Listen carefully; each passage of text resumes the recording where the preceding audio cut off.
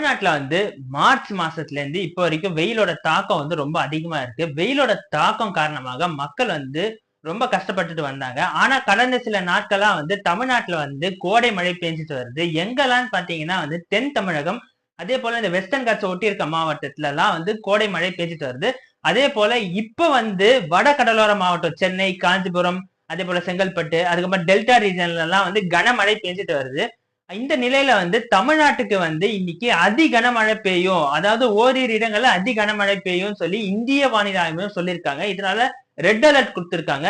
Red alert கொடுத்தா அந்த இடத்துல 20 சென்டிமீட்டருக்கு மேல மழை பெய்யும்னு அர்த்தம். அதே போல இன்னைக்கு ரெட் அலர்ட் கொடுத்திருக்காங்க. நாளைக்கு நாளன்னைக்கு ஆரஞ்சு அலர்ட் கொடுத்திருக்காங்க. அதே போல 20ஆம் தேதி திருப்பியும் அதி கனமழை பெய்யும் சொல்லி அந்த ரெட் அலர்ட் எச்சரிக்கையை இந்திய வானிலை ஆய்வு மையம் கொடுத்திருக்காங்க.